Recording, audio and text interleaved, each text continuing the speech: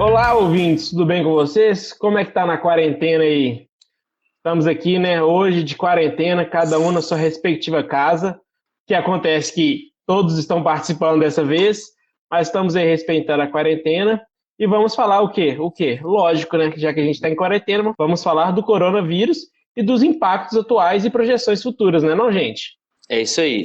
Fala pessoal, bem-vindos aí. Mais um programa nosso, viu? Espero que vocês curtam aí o conteúdo que a gente vai compartilhar hoje. Isso aí, segundo programa que a gente fala sobre o coronavírus, mas eu acho que agora a gente vai tentar mudar um pouco o foco de acordo com o primeiro programa. O primeiro programa, o foco foi um pouco mais em falar sobre o que é o coronavírus. Eu acho que hoje a nossa intenção é falar um pouco mais dos impactos do coronavírus na economia, mercado financeiro, né? O Cris está aí para poder falar do mercado financeiro para a gente. E vamos tentar ir um pouco mais nessa pegada hoje. É isso? Oi, pessoal. É isso mesmo. A gente já percebe que o coronavírus já começa a impactar outros locais, né? Na Europa já começou bem forte, estamos sentindo isso no Brasil agora, a última semana, e vamos destrinchar sobre esse assunto que está pegando todo mundo. É isso aí. Ô, gente, só para lembrar que como a gente está gravando de casa, vai dar um pouquinho de delay nas vozes aí. A gente vai tentar corrigir alguma coisa na edição, mas se der algum delay, saiba que é porque a gente está respeitando a quarentena. O áudio Todos, também né? pode falhar um Isso aí. pouquinho, né? Não tá tão bom quanto nas últimas gravações. Todo mundo, menos o Gustavo, que foi na Pampulha caminhar, né? É verdade, é verdade. Coitado, ainda bem que hoje ele está Gustavo. aqui, né? Porque do baculejo que ele levou sendo expulso da polícia militar. Exatamente. Então vou até começar então compartilhando a experiência com o pessoal para que Isso. eu não seja um exemplo a ser seguido, tá? Isso aí. Para quem não mora em Belo Horizonte, eu tive ontem na região da Pampulha, que eu fui fazer uma caminhada, porque não havia proibição direta para que as pessoas saíssem sozinhas. Era somente a orientação de que evitar aglomerações. E eu estava sozinho. No entanto, chegou uma viatura da polícia e com muita cortesia, uma viatura da polícia militar, e com muita cortesia me informou, né, que havia uma quarentena definida e que não era para ser desobedecida, que a orientação era que se recolhesse à residência. Mais do que depressa, eu voltei para casa. Muito bem. Tomou uma Muito dura bem, aí, né? certo? Isso. É, mas é mas a gente interessante. Não, e é bom pra galera. Quando- Vai lá, vai lá. Bom, Isso, é interessante isso. porque é o seguinte, que a gente tem visto isso em vários lugares do Brasil, né? Então, ou seja, a polícia, ela de fato, ela tem tomado essa abordagem e até com esse intuito mais educativo, pelo menos no primeiro momento, né? Porque na Argentina, no Paraguai e outros países, eles já estão prendendo quem tá saindo da quarentena. Aqui ainda, a gente ainda não chegou ainda nesse nível. Uma coisa que ontem quando o Gustavo contou essa brincadeira dele, essa que aconteceu com ele, a gente fez uma brincadeira que foi de falar com o Gustavo o seguinte: Gustavo, pô, eu tava saindo sozinho, mas é importante a gente ter na cabeça que esse sozinho, se a gente não respeitar a quarentena, Belo Horizonte, que é a nossa cidade, estamos uma cidade que a região metropolitana tem 2.700.000 habitantes. Se todo mundo resolver sair sozinho, a gente vai ter pelo menos 1,5 milhão de pessoas na rua ao mesmo tempo. Então ninguém passa a ficar sozinho mais. Então é importante que cada um fique dentro de casa, respeite a quarentena, porque é um problema coletivo. Então a gente precisa muito dar essa atenção. Isso mesmo. Podia ter ficado sem essa, hein, Gustavo? Que uma caminhada na Pampulha aí não faz. Mas brincadeira à parte, além dessa gravação séria que também vai ser divertida com esse delay que a gente vai ter, mas realmente isso eu pelo menos estou de quarentena desde segunda-feira. Eu não piso na rua. Eu estou fora de BH Somos e aí eu estou no interior, eu acabei estendendo a minha estadia aqui. Estou na casa do meu sogro, que teve recente agora um acidente, eu vim visitá-lo e aí explodiu no final de semana a questão do coronavírus. Então eu estou preferindo ficar por aqui porque eu estou vendo que BH a coisa desandou, né? Os casos explodiram aí bastante. Mas Eu queria pode falar. Desculpa, Igor. Eu tomei nota de algumas situações aqui para poder compartilhar com o pessoal que nos ouve e com vocês, são duas situações. Uma que está me dando muita alegria, de uma certa maneira, e uma outra que está me dando uma certa preocupação. A primeira delas é o trabalho que a imprensa vem fazendo diante dessa crise sanitária que a gente está vivendo. Informação é algo que ninguém pode reclamar que não existe. A televisão tem mantido programações em turnos estendidos e explicando com muito didatismo o que precisa ser feito e o que não pode ser praticado. Isso é uma coisa que eu gostaria de destacar para o pessoal. E a segunda coisa que eu queria destacar, mas é no sentido da preocupação, é o seguinte: hoje estão nos pedindo para manter confinamento e isolamento social e manter o processo de higienização, de lavagem das mãos, uso do álcool em gel e evitar essas aglomerações. É nesse momento, eu não sei, como que a população de baixa renda, como que a população que está em área de vulnerabilidade social vai conseguir colocar em prática medidas que, em alguma medida, estão incompatíveis com a realidade de vida delas.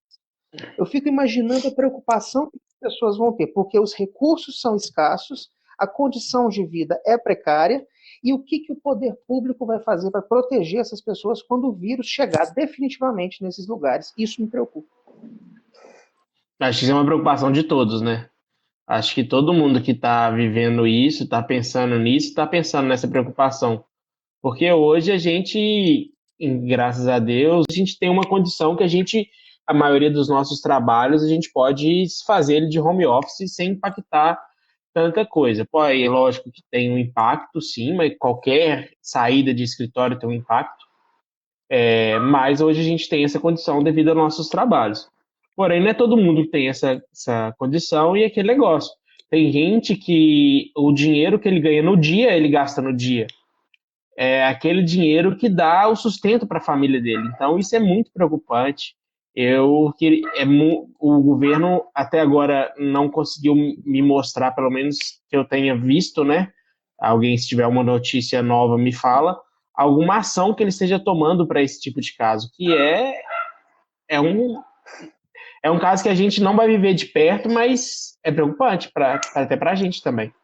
Vamos lá. Sobre a questão do governo, não querendo defender o governo Bolsonaro, porque quem me conhece sabe que eu não gosto do governo Bolsonaro, eu acho que é um momento muito complicado, muito difícil, de o governo tentar acertar ações de primeira. Por quê? É um fato basicamente inédito. No Brasil, eu acredito que seja inédito, mas mundialmente não acontecia uma coisa tão grande, talvez, desde a Segunda Guerra Mundial. Acredito que desde a Segunda Guerra Mundial não teve nada que mobilizou tanto a raça humana quanto o que a gente está vendo hoje. Então é difícil de acertar qualquer coisa.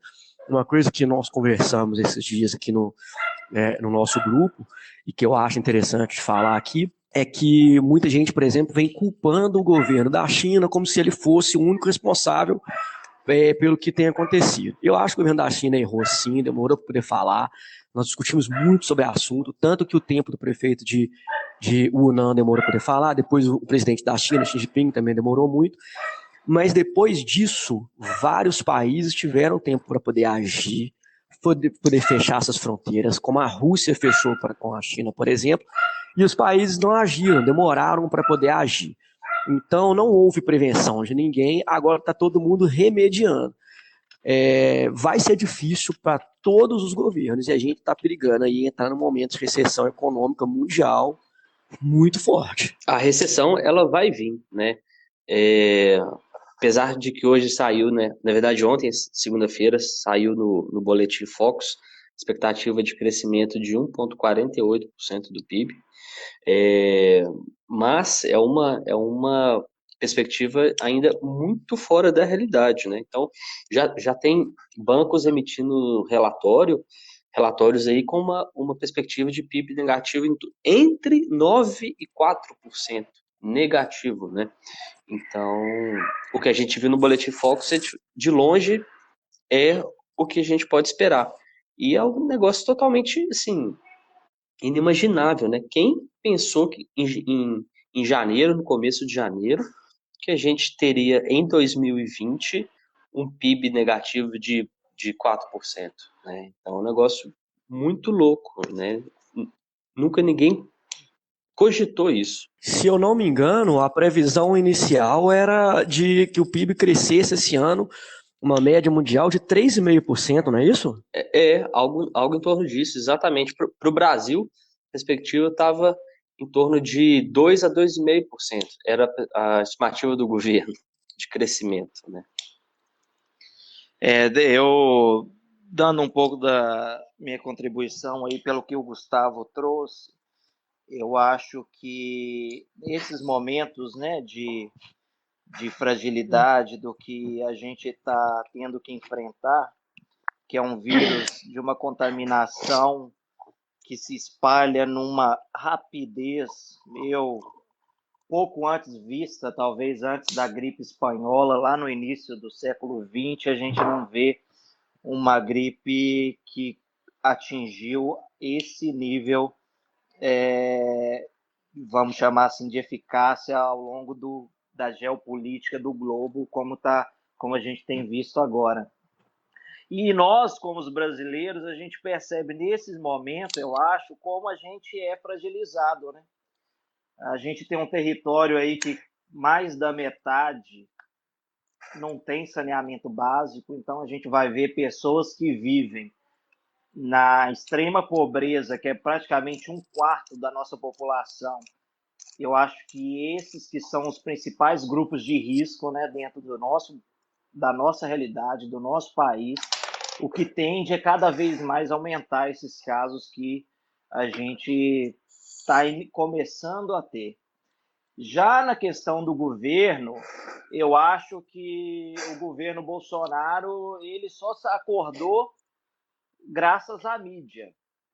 Lógico, a gente sabe muito bem, a gente discute isso, o embate que tem entre mídia e governo Bolsonaro, mas nesse momento o governo ele não tratou com a devida seriedade que esse tema precisava.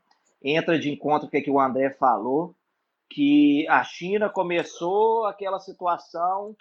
A China, a gente sabe dos recursos que tem, da eficiência que eles têm para fazer as coisas, e o resto do mundo foi ignorando. E o Brasil é um desses. Juntamente alinhado com a nova política externa, junto com os Estados Unidos, a gente viu os Estados Unidos hoje, até eu ainda tenho pessoas, tenho parentes que residem lá, eles ainda não chegaram a fechar tudo 100%. É uma coisa bizarra, eu não consigo entender o nível que ainda os Estados Unidos ainda não, parece que não caiu na realidade. Parece que essa semana alguma coisa vai mudar. Então eu acho que a mídia foi muito eficiente para dar um saculejo no Bolsonaro e falar assim, ô meu amigo, isso daqui não é brincadeira, não. Você pode chamar palhaço para trazer banana para a gente aqui, mas agora a situação é, né, vida ou morte. E é sistema público de saúde, né? A gente não tem condição. E nós, como um Brasil, um país emergente, nessas situações assim, eu acho que a gente sente muito mais. E eu acho que a situação, infelizmente, tende a piorar. Mas, do lado positivo, para encerrar aqui minha fala sobre isso, eu acho que o que ganha o Brasil é por dentro desse governo, ter pessoas técnicas no cargo. Então, a gente tem um ministro da Saúde que é médico, a gente tem outros ministros, né, na área de segurança, entre outros, que são da área. Então, eles sabem a forma que tem que agir. Por não ser político, eu acho que isso já ajuda uns 75% a mais de criar estratégias, de dar um reforço na atuação que eles precisam fazer. Então, espero que a gente consiga, né, dar a resposta rápida que a nossa população vai precisar. Ô Igor, eu subscrevo o que você acabou de dizer. Subscrevo mesmo. Eu acho que o trabalho da imprensa, de uma certa maneira, ela colocou o Poder Executivo na rota de agir, exatamente. Agora, até retornando um pouco no que o André falou, que foi aquele absurdo inicial de que alguns líderes, inclusive, alguns chefes de Estado no mundo, incluindo Donald Trump, ensaiando que a China é culpada da ação do vírus no mundo. Uma informação que eu não sei se vocês viram hoje, no final da tarde, o presidente dos Estados Unidos entrou ao vivo da Casa Branca e, por incrível que pareça, ele recuou em 2 discursos. Primeiro, ele suavizou a crítica à China, dizendo que os orientais eles não têm nenhum tipo de responsabilidade sobre essa disseminação. Isso foi uma coisa muito importante de ser vista. E segundo, o tanto que ele pediu por cooperação internacional contra esse vírus. Isso é um divisor de águas para um líder de direita americano que estava completamente anti-multilateralismo. Então, isso é uma coisa para contribuir. E queria também completar dizendo o seguinte, que o Cris falou pode ser resumido numa incerteza em relação aos efeitos econômicos, tanto nacionais quanto internacionais, sem precedentes. Os líderes não sabem, por enquanto, como lidar com uma situação que não tem precedentes. E isso vai exigir um esforço estatal gigantesco. Eu até tomei nota de umas coisas para poder compartilhar com vocês, que é o governo Bolsonaro hoje importando 10 milhões de testes rápidos para começar a submeter pessoas, inclusive com sintomas leves, para fazer teste. No Congresso Nacional, nós temos 110 projetos já em tramitação para poder conferir força estatal contra essa epidemia. Hoje, o presidente teve reunião com os governadores do Nordeste e anunciou 86 bilhões de reais de ajuda a estados e municípios e vai ampliar a carteira de beneficiários do Bolsa Família em 14 milhões de pessoas. Eu não sei se é pessoas ou famílias, eu posso até checar. Agora, pensem, olha o tamanho do esforço estatal para conter a quebra que está na eminência da economia ter pessoas que vão ficar desempregadas, empresas que perderem compromisso. Então, o momento de esforço estatal é uma outra coisa que eu acho que preocupa muito, porque o governo brasileiro, pelo menos, ele vai fazer uso de um recurso que não existe, já não havia dinheiro. Existia uma previsão de déficit de quase 130 bilhões de reais e agora o Congresso liberou o governo para gastar o que não tem. Então a gente não sabe o que vai ser isso daqui a algum tempo. É uma incerteza econômica realmente sem precedente. Gustavo, pegando o que você falou aí do Donald Trump, a gente pode pegar o histórico do Trump falando sobre a China. Ele gosta muito, ele tem aí já esse caso, né, da guerra comercial entre Estados Unidos e China. Ele gosta muito de pegar a China como um rival. A gente sabe que em alguns governos é comum alguém escolher um rival, até para poder inflamar a população local, e o Trump tem feito isso. Vários governos erraram, incluindo o governo da China. Não desculpo o governo da China por ter demorado, o que tanto que demorou para poder divulgar, mas vários governos erraram, e para quem errou, o Trump, nessa coisa dele de sempre querer jogar para o outro, de nunca assumir os problemas do próprio governo, ele pega a China como um pária ali e fica jogando tudo para a China. Vírus chinês. Isso ajudou, inclusive, a criar no Ocidente, nos Estados Unidos, aqui no Brasil eu vi muita gente falando sobre isso também, criar aí o que para mim, cara, é uma... Vou falar aqui, talvez uma bobagem, mas para mim é uma lenda de falar que tudo que está acontecendo vai beneficiar a China. Tem gente chegando a falar aí até que o vírus é uma jogada da China consciente, que eu particularmente acho um absurdo. Se a gente for parar para pensar na própria China, cara, a China não tinha um problema de crescimento do PIB, ele vinha crescente, uma média de 6,5%, nunca abaixo de 6% do PIB, o crescimento do PIB anual, e esse ano a previsão é que fique em 5% para baixo. É a primeira vez desde 1976 que a China tem uma redução no crescimento do PIB. Então, para a gente ver como é que o mundo inteiro está sendo afetado com isso. Tanto as políticas sanitárias, quanto as políticas econômicas do mundo inteiro, está todo mundo sendo prejudicado. E vai ser muito difícil para a gente poder superar isso aí. Eu queria até escutar um pouco do Cris, o que ele pode falar aí de mercado financeiro, até porque a gente parar para ver o que aconteceu com o preço do barril de petróleo, que há pouco tempo atrás estava em quase $70, hoje bateu, se eu não me engano, $26,78. Como que esse impacto tá, cara, no mercado? O que vocês acham aí que tá acontecendo e que vocês têm de previsão que pode vir aí para frente? Só antes do Cris falar, eu queria colaborar com o negócio. Eu tenho uma amiga que ela é descendente de chinês, e eu não vou expor o nome dela aqui nem nada, porque não carece. Mas ela postou uma mensagem no Facebook por causa desses atos que até o Donald Trump e o Bolsonaro também, falando essa questão de vírus da China, a questão de xenofobia que cresceu por causa disso foi muito grande. E eu só queria comentar que, tipo assim, as pessoas pararem para analisar que, é lógico que eu acredito que as pessoas que escutem a gente não façam isso, mas que parem, põem a mão na consciência que não é assim que funciona, saca? E vamos, por mais que tenha acontecido, por mais que tenha vindo de lá, por mais que tenha se originado lá, as pessoas não têm nada a ver com o que os governos fazem. As pessoas não são diretamente ligadas ao governo, não é porque a pessoa é chinesa, a pessoa é descendente de chinês que ela precisa ser atacada por causa disso. Então, as pessoas que nos escutam, que pensam assim, vão pôr um pouquinho mais a mão na consciência e pensar que se fosse ao contrário, se a gente ia estar recebendo isso e achando correto. Eu só queria pontuar isso porque foi uma mensagem muito forte que ela postou, que ela foi hostilizada dentro de um ambiente hospitalar, que é o pior ainda, porque as pessoas foi em região de exames, né? Não foi um exame relacionado a coronavírus, mas foi um exame totalmente à parte e que não é bem complicado, sabe? Lidar com isso é complicado. O povo não reflete o seu governo a maioria das vezes. Então, vamos só botar a mão na consciência nisso. Eu só queria botar esse adentro porque isso me chateou muito quando eu fiquei sabendo disso. Muito pertinente. Bem colocado, viu, Ricardo? Muito bem. É isso mesmo. É isso mesmo.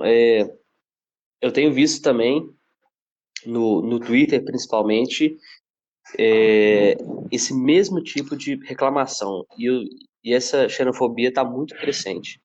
E justamente por isso, porque ele é fomentado por quem? Por quem está lá em cima, quem está nos governos, né? Então, se você vê um presidente dos Estados Unidos falando de vírus chinês, isso com certeza pega, né? Pega justamente como um vírus. Aí as outras pessoas começam a reproduzir esse tipo de discurso. Bom, deixa eu então falar um pouquinho sobre a economia e esses impactos e o que a gente pode esperar. Apesar de que o que a gente pode esperar, com certeza, é a pergunta mais difícil, porque ninguém sabe até onde vai, né? O único exemplo ainda que a gente tem no mundo de quem saiu disso ou está no caminho de sair é propriamente da China, né? Então, lembrando que em janeiro, mais ou menos se não me engano, 23 de janeiro, a China fechou a cidade de Wuhan, fechou, ela teve o lockdown completo da cidade para conter a disseminação do vírus. Isso foi em 23 de janeiro, quase 3 meses atrás, né? Então, demorou para chegar aqui e agora a gente está passando por essa mesma situação. Como que eles combateram isso? Quais medidas que o governo chinês tomou? Construíram os hospitais? Provavelmente, país do mundo vai conseguir reproduzir o que eles fizeram. Então, fica difícil a gente conseguir mensurar quando que vai acabar aqui para nós, aqui no Ocidente. O André comentou do barril do petróleo, o impacto que o petróleo trouxe nisso daí. Então, no começo do ano, o petróleo estava mais ou menos nesse ponto que o André falou, $70 por barril, e agora caiu para 25, né? E ainda, provavelmente, não vai sendo o fundo do poço, pode ser que ainda caia mais, né? Então, você tem, de um lado, a Arábia Saudita vendendo petróleo muito barato, um preço muito barato, muito mais do que a OPEP tinha conversado, muito mais do que qualquer outro país pensou em vender, e então a Arábia Saudita provoca esse choque do petróleo aí no mundo inteiro, fazendo com que outros países inclusive o Brasil sofra com isso.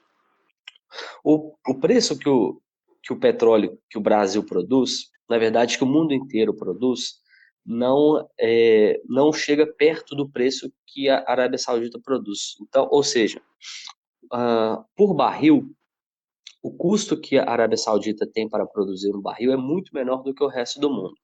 Então, eles podem se dar ao luxo de vender um petróleo barato.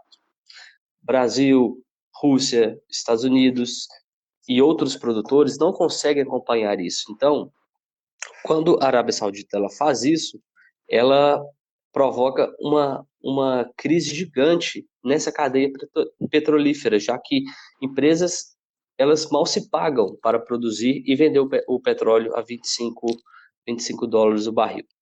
Isso causou uma crise diplomática enorme entre Rússia e Arábia Saudita, né?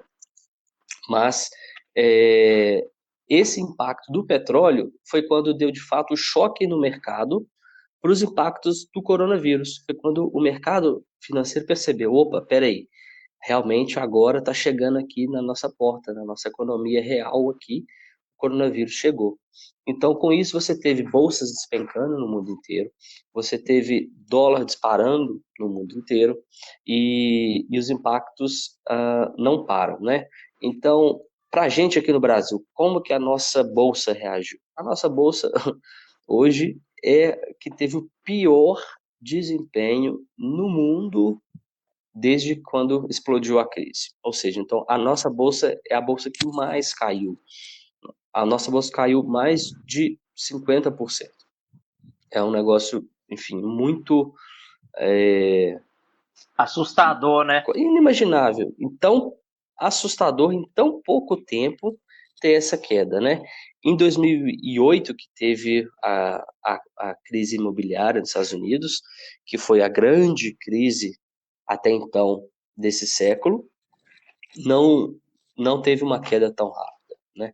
Então, em 3 semanas, os mercados caíram esse tanto.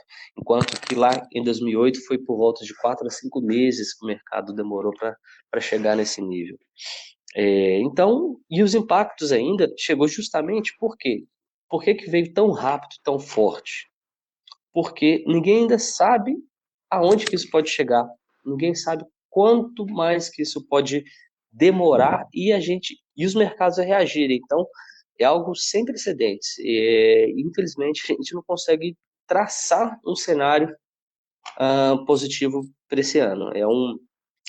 Vai ser um crescimento muito lento, afinal de contas, vários empregos serão perdidos, várias empresas vão quebrar. A gente vai sofrer muito ainda sobre isso.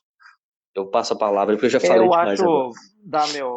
Eu acho que um pouco disso tudo que o Cris está falando, dessa incerteza, da gente não conseguir ver, né, um norte lá para frente, eu acho que isso nos traz a questão desse vírus, porque se a gente, né, tratar sobre ele, não existe medicamento, não existe vacina, então nada foi, né, tudo pego de surpresa.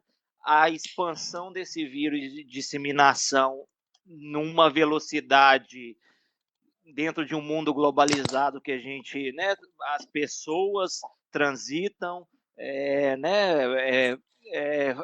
fluxo de pessoas, de bens, de cargas.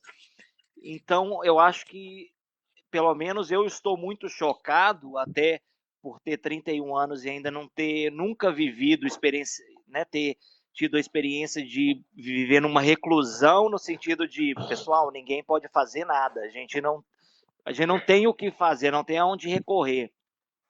E fazendo um adendo, que eu vi um noticiário hoje, é tão sem precedentes que se a gente espera que seja uma gelada que alguém esteja tomando aí. Que isso, André? Deus abençoe. Tem que ter alguma bebida alcoólica para aliviar aí, porque quarentena não é fácil, não, amigo. Mas, brincadeiras aí, hoje eu estava vendo no noticiário que, né, o presidente do Banco Central fez uma coletiva que vai estar injetando no ano de 2020, por conta do coronavírus, 1,2 trilhões de reais. E aí o Cris falou bem referente à crise, né, imobiliária, a bolha que teve na época, né, pelos Estados Unidos, a crise dos Estados Unidos de 2008, isso é praticamente 10 vezes a mais. Olha como um cenário dentro de 12 anos, por conta de um vírus e toda essa incerteza, a gente tem aí, fora já queimou alguns recursos da reserva, eu não tenho ao certo qual o valor, mas eu acho que já deve ter ido entre 2 a 5 bilhões pela última vez que eu acompanhei de venda de dólar à vista, mas 30 bilhões? 30 bilhões. Ô, louco. Ou seja, 10% quase, 8%, se eu não me engano, era, né, Isso. 350 bilhões. Isso. Então, Exato. assim, é uma coisa que a gente... E fora isso, lógico que a gente tá falando do nosso governo local, fora as iniciativas de todos os demais, né, países que estão no mesmo rumo, é uma coisa que, assim, gera um pânico geral, porque não se sabe como que combate isso. Porque a gente não, né? Lógico que a gente tem um grupo de risco, são pessoas mais velhas, idosos que têm falecido, mas a gente também ainda não consegue coletar todos os dados estatisticamente, mas a gente consegue ver que também tem outras pessoas que morrem por conta disso. Então assim, não consigo imaginar um cenário, um cenário de guerra mesmo, né? O que a gente está vivendo hoje é um cenário de guerra, exato. É um cenário muito complicado. E a nossa realidade, os feedbacks que a gente tem, né? O cenário que a gente vê buscando minimizar é entre 6 a 7 meses, ou seja, é um cenário longo até a gente chegar numa certa estabilidade de falar assim, ok, estamos bem. Então isso é muito preocupante, né? Porque envolve vidas, além de vidas envolve renda, a gente já não é um país rico, eu não me recordo quem falou aqui agora sobre essa questão, né, dos empreendedores, dos empregos informais, que a pessoa ela trabalha para ter ali o ganha-pão no dia a dia. Então, isso daí nos cria um alerta de qual o cenário que a gente vai ter daqui para frente, que é muito preocupante, de fato. Essa conjectura que o Cris colocou aí, e principalmente essas previsões que você fez, Igor, vocês vão concordar comigo o seguinte: diante de uma situação que está muito na psicologia das pessoas, se a gente continuar com pânico e com desinformação, a situação vai se tornar cada vez pior, né? Então, duas situações que eu queria trazer, que é o seguinte: eu acho que o primeiro momento é o governo brasileiro, ele precisa parar com declarações controversas, precisa parar com essa vaidade, precisa parar com bravata, precisa parar principalmente de minimizar uma crise sanitária que é evidente, senhores. Países europeus, a grande maioria deles, estão aplicando medidas de contenção, de reação contra o coronavírus, que passam aí por fronteira, fechamento de fronteira, viagens que as pessoas não podem fazer, eventos, encontros, reuniões que não podem acontecer, escolas fechadas, eventos esportivos que não podem ser realizados, fora o estado de emergência, né, em alguns momentos. Então, primeira coisa, parar com declarações controversas para que o mercado, pelo menos, consiga prever alguma ação governamental e a situação econômica não piore mais ainda. E segundo, praticar muito cuidado com desinformação, senhores. Esses dias que estão passando aí, que nós estamos em quarentena, a gente está vendo um volume de informação falsa circulando em rede social que é assustadora. Assustador. Aí que vão dizer assim, não, isso sempre teve, desinformação, informação falsa, sempre teve. Mas quando eu digo assustador, é diante do cenário que nós estamos vivendo de crise sanitária. Informação tem, a televisão tem informação, as redes sociais, se souber usar, trazem informações de qualidade. Então, eu acho que as pessoas, elas precisam... Para vocês terem uma ideia, domingo saiu uma pesquisa da Datafolha dizendo que 99% das pessoas têm conhecimento sobre o coronavírus. Algumas delas sabem que podem ou não contrair e já sabem medidas que devem ser tomadas para evitar.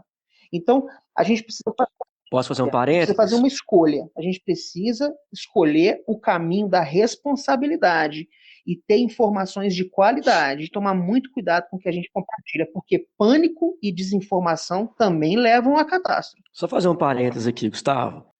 Você fala de informação, mas por ser um fato muito novo e muito complexo, acaba que a gente tem muita dualidade de informação, muitas vezes vindo da mesma fonte.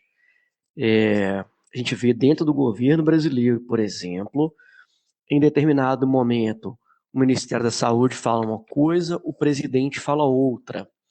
Ontem, por exemplo, aconteceu uma coisa que eu achei assim, eu não sei se sensacional ou absurdo, depende até do ponto de vista, cara. O presidente dos Estados Unidos, em uma coletiva com um infectologista americano, considerado um dos principais infectologistas americanos, que estava dando um discurso e falando sobre aquele remédio que está sendo tanto falado, da malária, que está para ser usado no tratamento.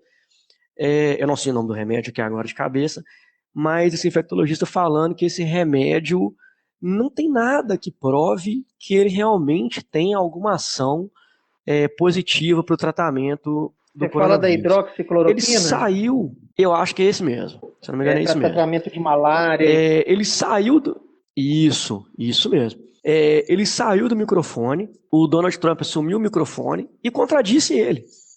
Quer dizer, então você tem um cara ali que é um infectologista, considerado um dos maiores dos Estados Unidos, trabalha para o governo americano desde, se não me engano, de Bill Clinton ou do Bush pai, não lembro agora, e na sequência fala uma coisa, na sequência entra o presidente dos Estados Unidos, que é o cargo-chefe, né, do governo americano, e desmente o cara, fala o contrário.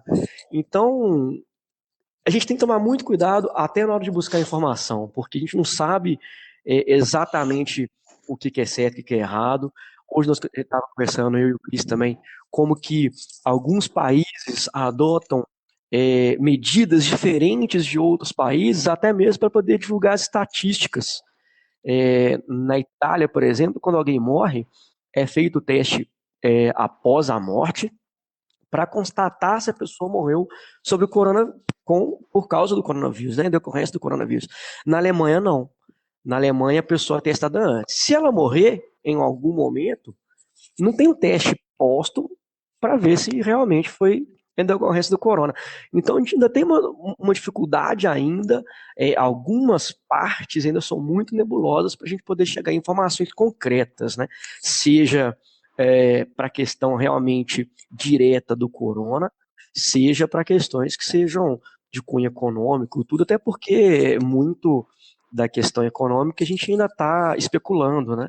São estudos que são feitos, não tem como adivinhar o que vai acontecer no futuro, né? Mas a gente ainda está num período muito nebuloso, eu acho. Eu concordo. A gente tem que tentar procurar informação no lugar mais plausível possível. Hoje, aqui no Brasil, é muito difícil a gente conseguir locais para a gente poder estar procurando essas informações. Tendo em vista que até mesmo o governo, ele dá informações cada hora de um jeito. Então, a gente não tem muito onde buscar. Para falar de coronavírus, eu estou tentando buscar muito num rapaz, que eu não sei se vocês já ouviram falar nele, chama Atila. É um cara que tem um canal no YouTube, que ele é um biólogo, ele é pós-doutor, ele fez o seu mestrado e doutorado nos Estados Unidos, ele mexe com infectologia de vírus. Ele tem falado do coronavírus desde antes do corona chegar no Brasil, ele já tem falado algumas coisas, e agora ele está fazendo lives diárias no YouTube, falando sobre o coronavírus, tirando dúvidas e explicando como é que está funcionando esse avanço. Eu acho que hoje um dos locais mais seguros para você buscar as informações sobre o coronavírus, não sobre a taxa de mortalidade, sobre aspectos econômicos, e sim sobre o vírus, mas nessa parte é bem interessante, ele fala muito bem e consegue explicar coisas que são esclarecedoras.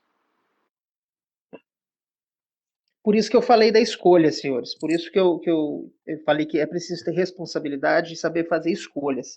Diante da dúvida, é importante checar, né? Esse cenário que o André, por exemplo, colocou. Você tem um sanitarista, você tem um infectologista de renome falando e dando uma orientação.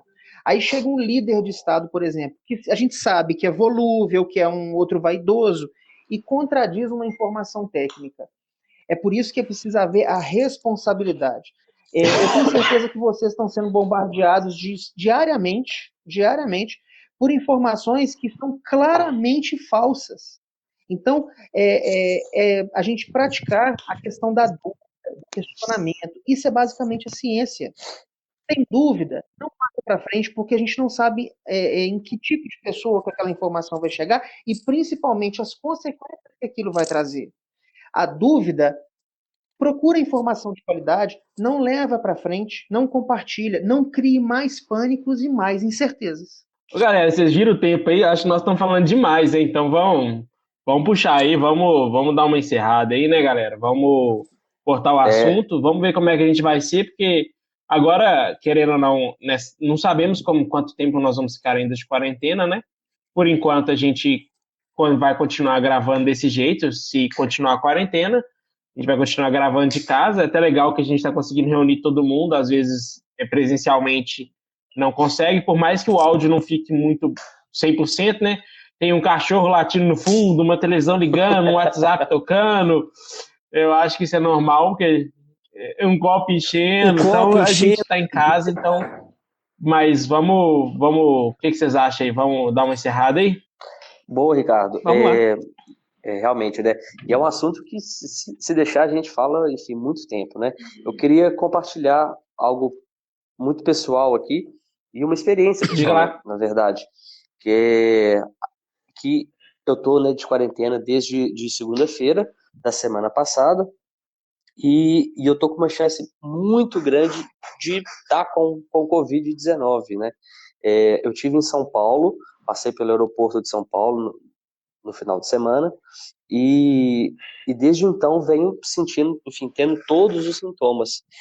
E apresentei um sintoma muito peculiar, que é a perda completa de olfato e de paladar. Isso é um negócio, enfim, que causou muita estranheza, é um negócio muito diferente, né?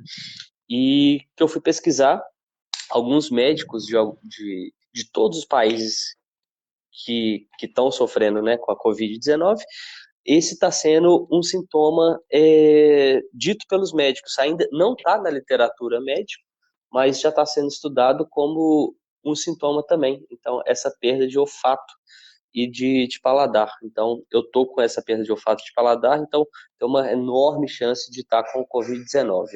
Marquei um exame, consegui marcar um exame para amanhã, então... Às vezes, no próximo podcast, a gente já vai ter aí um veredito se eu fui o primeiro contaminado aí da turma ou não. Não, demorou aí, tá vendo? Ô, Gustavo, tá vendo? Eu sei que é grupo de risco, tem que tomar mais cuidado agora. Sim, posso...